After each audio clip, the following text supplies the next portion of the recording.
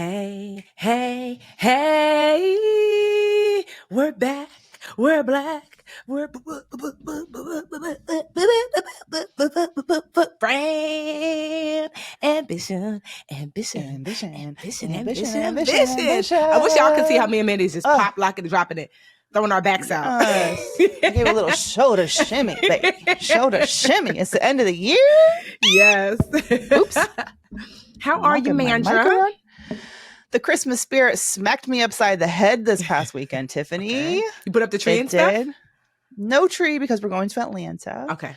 And my little brother is hosting us in his big old house. So we're going to do the tree there. Okay. And so we decorated a really tiny tree here, but we did the outside.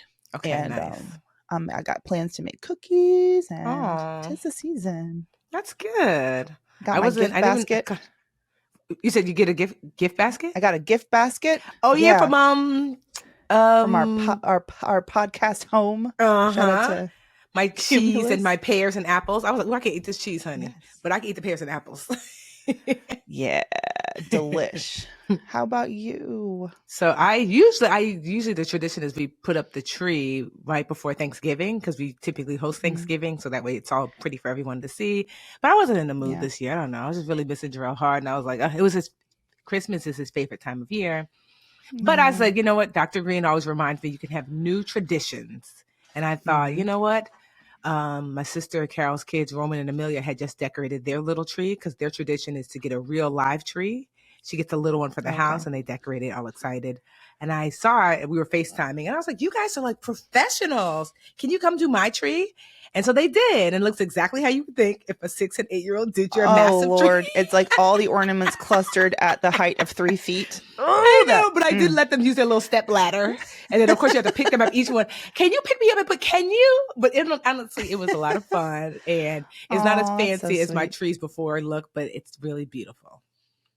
That's what I embrace the tacky at Christmas time. I am trying to have one of those perfectly, the all whites, the all blues, the color schemes, you know. I love the tacky. It's like the same old multicolored string lights that I got back when I was living in Queens, like 10 years ago. The same dollar store tinsel. And I'm handing it to my 4-year-old son. And I'm just like, this is a weird, but great. This is what the holidays are all about. Yeah. But like, it's the end of the year. I know. So damned if I'm not reflecting. You know, the first place I started to reflect. Where? My investments. Okay. I actually logged in and checked my investment accounts, which I have not done. I'm not going to lie and say I waited all year, but I don't think I've done it since before Remy was born. So it's been at least 6-7 months, probably longer. And they're looking cute. Okay. Yeah, up, you know, lifetime of the right? I mean, I imagine yours too, but like I think anyone who's invested who's been heavily invested in the market, like I've always been.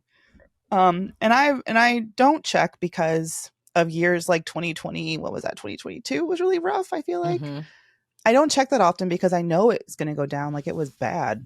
There was one year, I feel like it was last year, the year before, where it was down like, I don't know, like 100K or something like that. And I was just like, you know what? Let me stop checking because I'm time will fix this. And time did. It's up 10% over the lifetime of the account, which is since what the average is. 2014. Yes.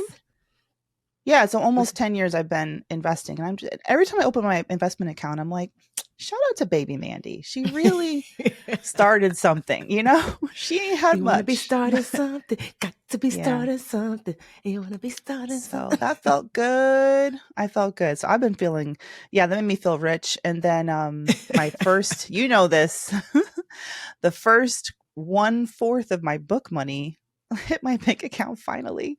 Ooh. Meanwhile, I signed the contract back in May. So there you go. Publishing timelines, y'all. Yeah.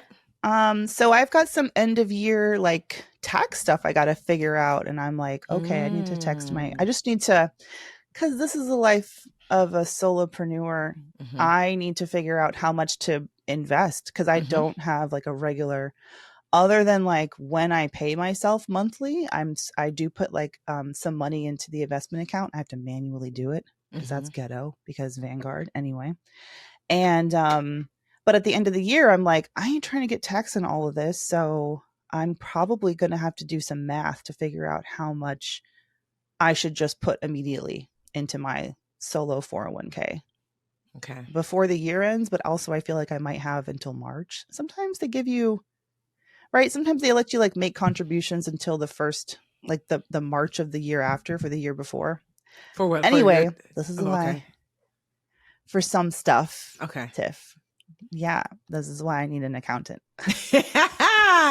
No, it's true. Like Yeah. I literally was just signing financial paperwork this morning because, because at the end of the year, you're right, especially for entrepreneurs or business owners, you're scrambling to say, what can I do? Like, so for example, I Yeah. have been, maxing out my retirement account, and there were some months where I don't even know.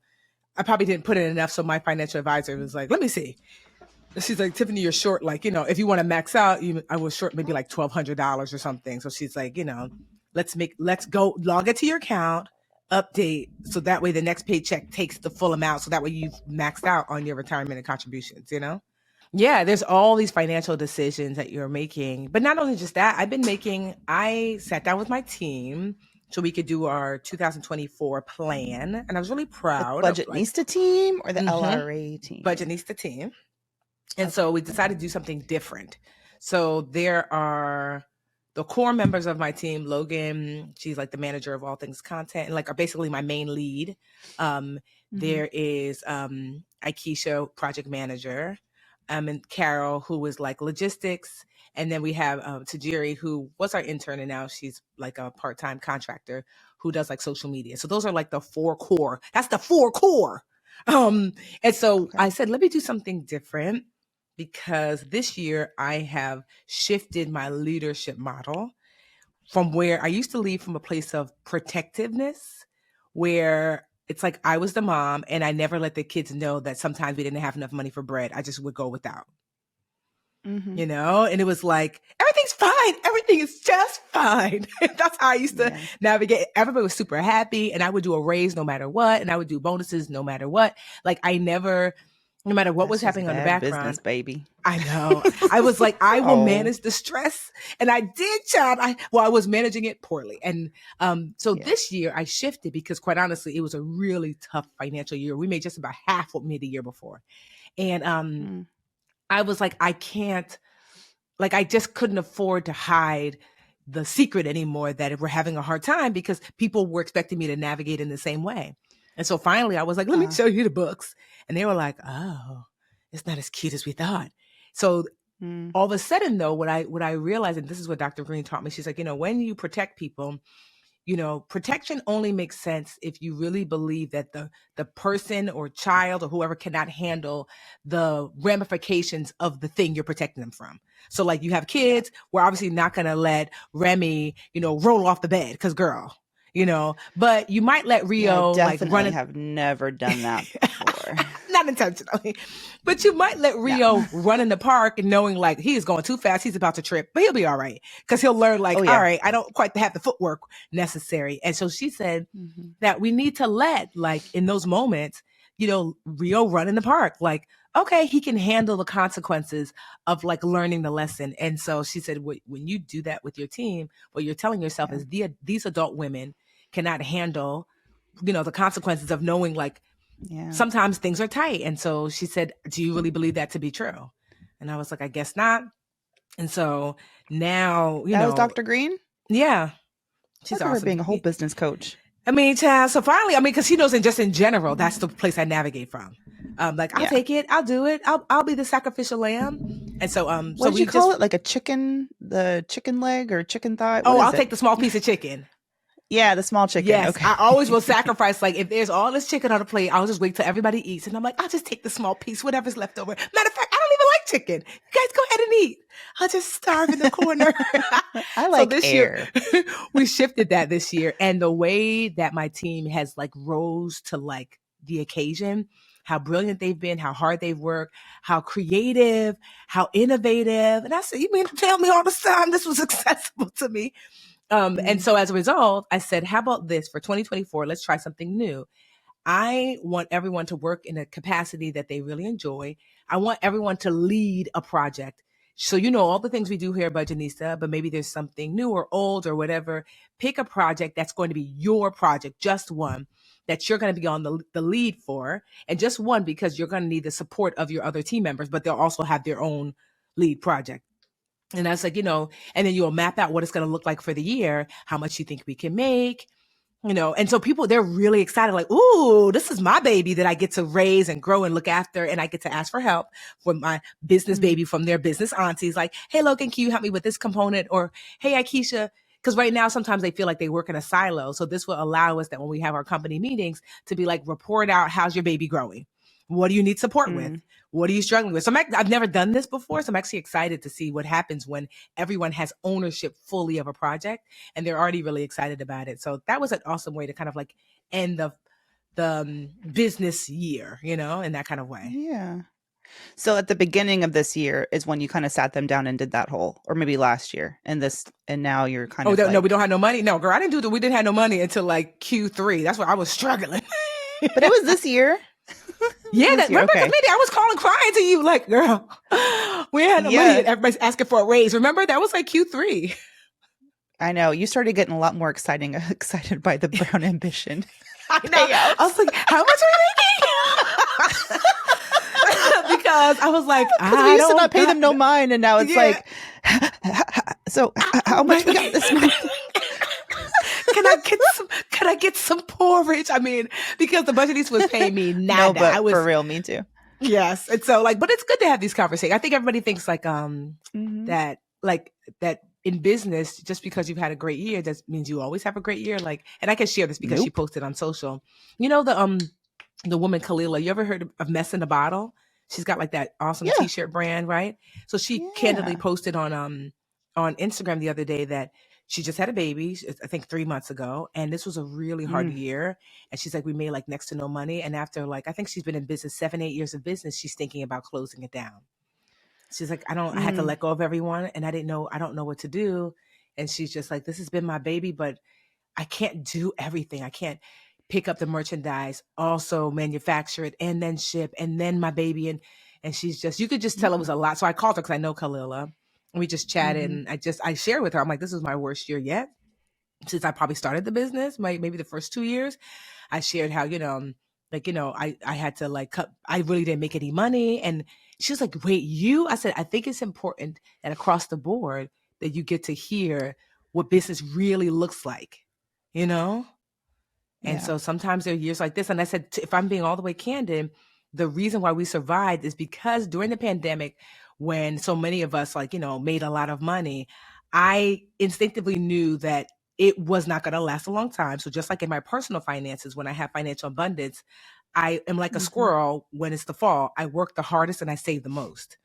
So I read an article during the pandemic that Microsoft had upped their savings from 6 months to 1 year's worth of operations expenses. And I was like, at the time, my CFO, her name was Shanta. I said, Shanta, how many months do we have? She said 2.5. And I said, let's try to get us to 6. So I got, our emergency savings to 6 months, and it was there for the last 2 years just sitting. And this year, I'm so glad we did it because we're down to 1 month of emergency savings, meaning we didn't make enough to cover ourselves. That had it not been for our emergency savings, we used 5 months of it, and it's now December. We have 1 month of emergency savings left, and thankfully we made enough in December not to tap into it. But if I had no emergency savings, I don't know. I mean, I probably would just have to give a personal loan from Tiffany to the business. And so I share that because I don't care what they be telling you in social media. Business is really hard, and you can have this successful business and everything and do all the right things and still have a year where you're like, is we gonna make it? Is we gonna make it? So if it had not been for that savings, and she was like, Kalila was like, why didn't you tell me? I was like, during that time frame, I wasn't thinking that. I didn't think I was going to have some terrible year where I was going to need to live off of savings. I just thought if Microsoft is doing it, why shouldn't we, Yeah. Oh, why didn't you tell her to save? Yeah. Well, I mean, also when you say not making any money, you have a staff, you have a team too, that you're paying for. And it's you're making money, but the overhead is not meeting the, the overhead is more than what you're bringing in. Right. But if it was just Tiffany. So now, we're making, we're making money. Yes. Yeah. Let's keep it clean. Because you have to pay for staff. I know. Yeah. Well, yes. Meaning yes, but meaning yes. Because our overhead, is especially payroll was a lot in comparison to what we like what we bring in. And I really didn't want to do pay cuts because the truth of the matter is, like, I used to be able to say I pay like above and beyond what was considered like fair. If fair was 50, we was paying 70, maybe even 100. And now we like, we fair.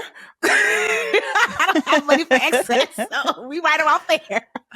And like, so as a result, minimum wage still like $5. Like, you know, right? You know, we because before you spent okay, but now I'm just like, the truth is that I was like, I don't want to make payroll cuts because things have gotten more expensive. And so I'm just like, that's just what I much rather figure it out some other way versus to say, in order for us to stay alive, blah, blah, blah, I got to do a 20% cut. I'm like, yeah, but like inflation has increased everything, sometimes double, you know, so that just wasn't an option. And so figuring out getting really clever about how do we make enough to cover our expenses. Thankfully, we have savings. The team got to see them. And for 2024, they know that there won't be any raises. It's looking pretty decent already. We have a few contracts that are signed and locked in. And then I said, instead of raises, we're going to do this profit share every quarter where whatever money's left over, normally that's an owner's draw. Mandi and I take an owner's draw from Brown Ambition every month. If we've made money, which means here's how much you made for the month, minus the expenses to run the business. This is what's left owner. As an owner, you can draw down or withdraw it. And so I told them, instead of giving you a raise, I will set aside 20% of what I would normally draw out for you.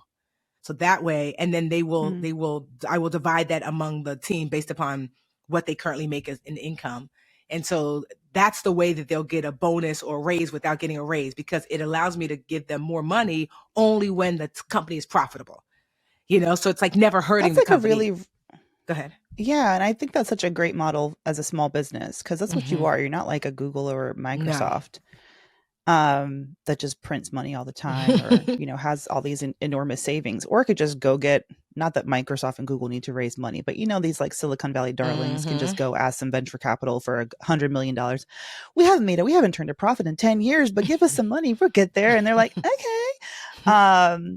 Anyway, that's, and you've shared that before. And I just think it's, it's really smart. It incentivizes them to, you know, have skin in the game, right? By having skin in the game, but also gives you the flexibility to not treat yourself like, you know, a big tech company or like a big, you know, corporation, when your income is like a little bit more volatile because of the structure of the budgetista.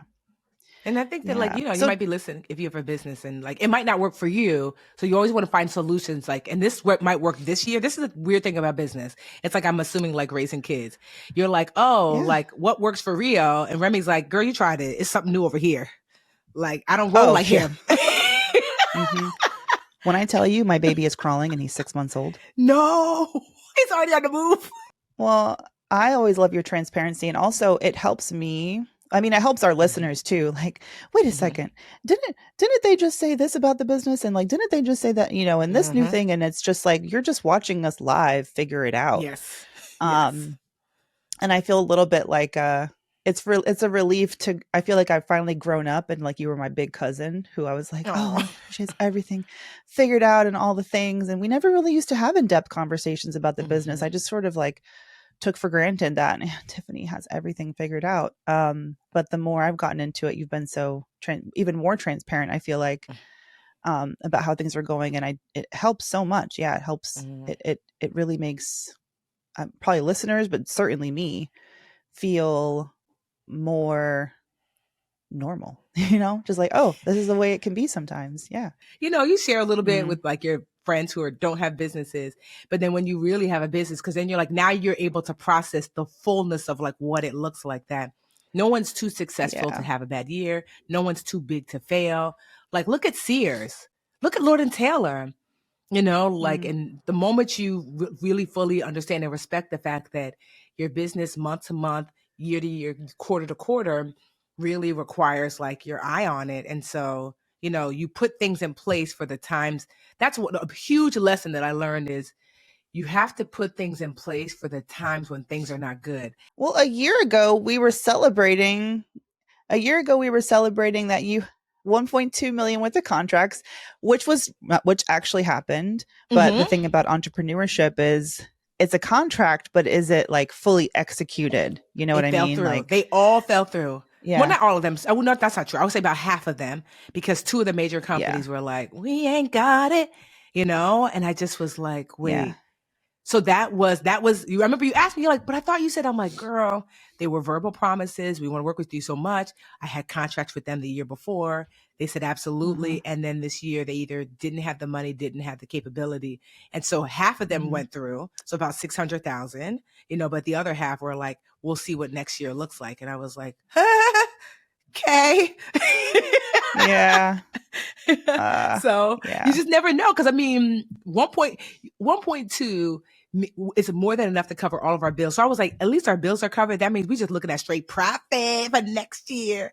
And next year was like, oh, look at her celebrating early in the end zone before Yeah. crossing whatever football, metaphor I'm trying to make. Like they tell you don't celebrate Yeah. too soon. I was celebrating too soon. Oops. But I also think it's such a good also reminder to diversify, because that was Yes. heavily, especially when you're all these influencers, especially ones who like you are getting speaking opportunities or a contract to speak or to partner with for a certain, like length of time or a one-time event or whatever. That marketing budget is so the first thing to go First. when times are tough. And it hurts, and then the other parts of the business got to like sort of carry you. Yes. And it's good. So I'm glad you're in front of me, because I'm also like, okay, the speaking stuff is cute, but I always think of that as my sprinkles. It's not my cake. Yeah. Like the cake has got to be which puts more pressure on me. Is the What's Mandi money the product or makers. service that you produce outside of like what a brand can pay you? Because with brands, it can sometimes be really feast or famine. That if You're they hot rocking with you, one you're minute. like, "Ew, I'm rich," and if they're not rocking with you, you're like, "But wait, I thought you told me I was your favorite girl." So, Yep. And and that's so a horrible feeling, because it this is is, no different than working in corporate. I ain't trying yeah. to, like I don't want to go back to that. I feel like they own. That's just too stressful for me. Yes. Like So I having don't. your own, and that's been, if I'm being all the way candid, like the Literature Academy, I figured out this is the business model. We don't get any corporate money from unless somebody like sponsors like people. So we make Yeah. money from us internally, but the budget needs to like, I've been really struggling with like, what's the business I'm in? Because I used to be like, it's the business of Tiffany, right? I speak, I teach in books and whatever, but I'm like, that's not sustainable because I don't always want to dance for a dollar. So that's Mm-hmm. been the question. What is the business that the budget needs is in? And I have been really ruminating on that all year. And I have some ideas like, well, we're in the business of like community. We're in the business, like I know community is part of it. I'm still trying to figure out to get really clear so we know what products and services to create just for Budgetnista, because I can't have a year Mm-hmm. like this now where someone can say, here's 600,000. Psych, thought you had a contract. Like I can't play that Yeah. game again. And so we have some opportunities coming up to help us kind of like have our own internal product services and things like that. But yeah, that it taught me like, okay, you have to get clear. If you are, especially if you are the business, like, Mm-hmm. like that's why I love what you're doing with Mandi Money Makers, right? Is that you've gotten really good at like, I help women how to negotiate, I coach, you have your digital products, you have your community, versus it just be like, I'm in the business of showing up as Mandi. You know what I Yeah. mean? So because it could be easily that, because I don't have like, I mean, yes, I have these books and stuff like that, but like, you know what I mean? Like, I don't have like a Budgetnista product. Does that make sense? So you Like, really look at Literature Academy separately from yeah, it Budgetnista is now. two separate It's companies. almost like this. It's like Yeah. Brown Okay. Ambition, yeah. And Yeah. I'm glad But you said that. that like you started the Patreon and it was like already a 6-figure business. The Yes, first, yeah. So yeah, like, but that's what I was learning. That's why I started the Patreon, because I yeah. said, what does Tiffany? And so that's why I said, maybe you're in the business of communities, because I started Patreon, and yes, it is a 6-figure like business within the business of Budgetnista. So I'm like, well, what other ways can I monetize community? So I'm processing as I'm talking, because these are Yeah. the questions I'm still asking myself, because you will just make yourself crazy and exhausted if you don't get clear. And I'm still trying to really get clear that, like, other than Tiffany being the product, because that's what it is essentially right now. I am the product, right? What other product do we have or service do we have? And I'm like, oh, okay. So you'll see more things rolling out on your tree, though. I know. It's almost like your problems. I hear, not your problems, but like the challenges you're facing. I'm hearing you, but I'm also like, there's no scenario in which you are still not successful because you focused on the most important aspect of business first, which is building trust, faith, you know, and reliability, like building that trust with your community, authority, you know, your authority, the fact that you've always shown up for them, the fact that they love you so much, you know, and trust you and show up for you. And they, you know, the Dreamcatcher chapters you had, the walk that you did, the wealth walks, you know what I mean?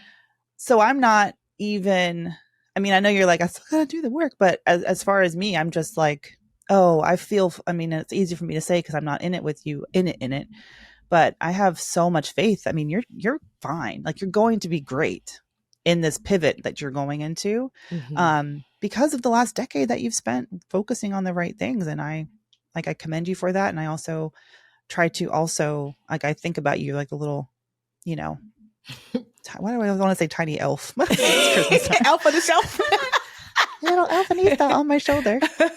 So, but I'm just like, think about the people. Think about the people. What do they need? Focus on them. And that's what we would do. So, but I'm excited to share. You know, I love to be like, Mandy, I think I figured it out. And that didn't work. Oh, I'm trying to. So, but to your point, I do feel fairly confident that whatever it is will be fine. But I'm just mindful. You always have to be mindful of the money, obviously, because I'm just like, I want to make sure that as I'm navigating, even if it means making less for the next year or two, that, you know, we're always covering costs. And so I don't mind, bless you, I don't mind having tight years if it benefits the longer growth strategy. But you know what I mean? So I'm just like, okay, as long as I'm always keeping an eye on costs, like what can we do to reduce them? Every year we do an annual audit of all of our expenses and to say, do we need this? This is too much. Can we renegotiate with that contractor? Can we pay less here? Can we pay for this for the year so we can get 20% off? You know, you pay like a monthly for whatever, like tool or resource, like, ooh, can we pay that for the year? So these are the types of things that, you know, I'm always keeping an eye, like a good owner and founder and CEO understands that the money in the business is literally the life's blood of the business. I don't care how smart you are, how brilliant you are, anything, that if you don't have money flowing through the business, then the business will atrophy and die. You know, and so like, I mean, we've seen it, like, you know, people go bankrupt, even though they have this amazing idea. And so like, it's not enough to be good at a thing. It's also like, okay, what's the money looking like? What decisions can I make to make sure that the flow keeps flooding? And so, yeah, one thing, I think one of my superpowers is like, I don't mind being transparent. And so I will always ask the question. I'm like, well, how are you doing it? I will expose everything. I'm like, so here are all the ways that we're making mistakes and had challenges. You know? I can't stand. How boring, how impossible would this show be if we weren't transparent? How impossible would it be? The stress of faking it, you know, or putting on a front, you know, feeling so, it just feels so safe here. Even though we're talking to each other and we have a bunch of people listening, it just feels safe. Like, and that's what Brown Ambition's all about. I'm just so damn proud of the show and proud of us. And I think that's why people keep rocking with us, because it's so boring. You don't want the heroine to win on the first episode. You know what I mean? They're holding up by the seat of their pants like, is they gonna make it? Oh, I want to be the Grey's Anatomy of podcasts. You know what I'm saying? It's a turn. Like, wait, Tiffany lost $600,000 worth of contract. I did. And one of them is because I wanted more money. So I pushed for more because I was feeling myself. They're like, girl, you tried it. We'll pick somebody else. I was like, well, go ahead. And they did. And I was like, ooh. Oh. I was trying to negotiate. I was like, Mandy, sometimes that happens. It does. Yeah. It does. And I was like, you should see my face. The fences. Girl. The harder you fall, the higher you reach. I mean, it wasn't a little bit of money. Like, you know, they were offering me like, I don't know, maybe $300,000-400,000. So it wasn't like, oh, but I was like, no, I think I'm worth this. And I still do. And here's the thing. They had it. Don't blame me. They had it. But I was just like, so when they were like, yeah, okay. I was like, oh, okay. And then in the beginning of the year, I was feeling myself. I said, because we still have plenty money. And then we didn't. Yeah. And then you start thinking like, I'm not gonna lie, I went back. I was like, hey, boo. Hey, big head. How you doing? You still, I had to ring the ex back up, was like, and they were like, girl, I thought you say you was cute outside. I was like, I did, I lied. But they still said no. It was the best no ever though. Because had they come through, had I taken that money, it would have made us complacent. There were so many internal leadership decisions that I needed to make that I didn't realize were critical decisions until my back was against the wall. You know, I would not have stepped up. I would still have been like that parental leader that like everything is fine. The team would not have been forced to step up. I would not have been forced to step up with a different way to navigate payment and finances. And so that was the best. And honestly, when I say it was the best 400,000 or 500,000 I missed out on, because it forced us to grow. And as a result, like, you know, we'll probably 2 or 3x what we made the year before. And so I'm grateful for that no, because it taught me, one, it like really humbled me. Like, girl, you ain't too cute to say no to. You know, and then 2, it forced my hand to like elevate and grow. You're not going to stop negotiating though, just because. No, I'm not, girl. Okay. Bye. I told her, yeah, because I'm like now, because don't let me get my product off the ground or whatever we're gonna build, because then it's like, I'm sorry. That is what I struggle with, and I know we said 20 minutes.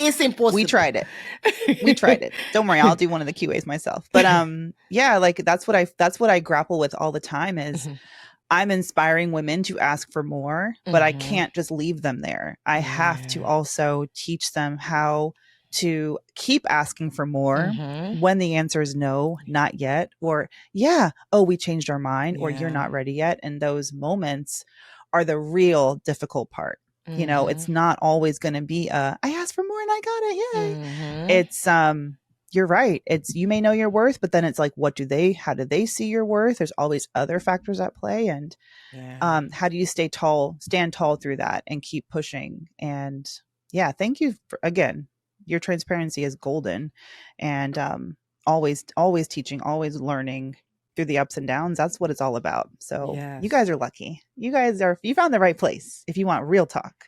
Yes. What a good way to close out. Yeah. What's been a really, I know ups and downs, but what a wild year. My gosh. Really proud of you though. So our final episode, we're going to throw the break real quick, and we're going to come back with the boosty breaky for that behind. We're back, and now it's time to boost or break or boost or break or boost or break or boost. Are you going to boost? Are you going to break? What you going to do? What you going to take? Can I start first? I was slapping my thighs. Can I go first? Yes, you can. I'm going to do a boost. I always liked Brown Ambition, but I want to say I feel like maybe this year I fell in love. You know, like it's just been for real. Like, it's not that I've never loved Brown Ambition. Obviously, I'm here, but like, I don't know, something about this year. Maybe it's because I needed the money. It was here for me. I'm laughing. I think it's us. I think it's us. It's just, I will say that like been stronger. Better, yes. I mean, Mandi and I have always been friends because we started off Brown Ambition as like friends, but you know, we've just seen, but not so friends as like we were. Yes. I think it was a perfect, not to like take over your boost, but it doesn't. No, go ahead. But I always say the best thing about us is with our business is like we were more like we treated as business partners first. Yes. And we weren't such good friends that we thought we'd get away with stuff. Do you know what I mean? Like we always showed up business first. Yes. And for a long time, it was more like that kind of relationship. We only talked on the show, and, you know, and I think in the past few years, it has shifted. And now it's like we get to be besties and also enjoy. I'll be coming to her house and dinner. And so like, no, I think you're right. I think that's what it is that our personal relationship have just gotten more robust and stronger. And so as a result, like, I love Brown Ambition even more because I love Mandi so much even more. And so, I mean, we get to see Beyonce. I mean, I feel like that's solidified like, oh, like this is my friend. And so I just want to boost. You got to have high highs and low lows with your good friends, right? Yeah, you do. You do. And so you get to really see like what the stuff that they're made of. So I just want to boost Brown Ambition. And I want to boost. Well, I want to ask for help because I have decided that I need something to like I'm realizing that like I love being outside, and I think I want to run a 5K. Which is about 3 miles, right? Okay. Is that what a 5K is? So I've never 3.2. 3.2. So I've never run a 5K before, just run in general, just, a nice little brisk walk. And so Dr. Green has taught me like, put a plan on the calendar. So I want to find one in the spring. And so I need an app that's going to help someone who has no experience to get ready for a 5K. You know what I mean? I know that there's like couch to 5K, but whatever app, and just at me at the Budgetnista, whatever. You're not really a couch to 5K person. Well, the child, you ain't seen these knees. But you walk for a long time. I do, but still, you know me. I'm a slow and steady wins the race. So I would like a beginner's app that in 9 weeks, 12 weeks, whatever, gets me like ready for a 5K. But that's also interesting and kind of fun. So if you have a suggestion, if it costs money, that's fine. If you have a suggestion for an app, because I'm gonna remember we had Brandis on, so I'm taking the advice of one of our guests on Brown Ambition, Brandis Daniel from HFR. Remember I said that one of the things I most admire about you and Brandis is that you guys are both great executors. And I asked her the question, what is a tip you can get for executing? And she said, pick a date, then make it public. And so I'm going to look for a 5K. I'm going to look for a 5K for real. I'm going to look for one. And then in the new year, I'm going to make it public with y'all. And then that way I can be like, because I'm going to be like, how's the 5K going? Huh? So there's so many 5Ks. You're going to have no problem finding one. Yeah, so I'm excited. Well, my mistake was making a 10K my goal for next summer. Ooh. And even though I said I'm giving myself a break, I'm going to run that 10K. Okay. Because I said I was going to do it. Yeah. And it's locked in. Okay. Damn it. I'm like, no, I'm not ready for nobody's 10K. I'm not my knee. But a 5K, I'm excited. Girl, about. But that's exciting. Yeah. And you know who's going to help you? One of our most loyal, faithful listeners, Amelia. This is your moment.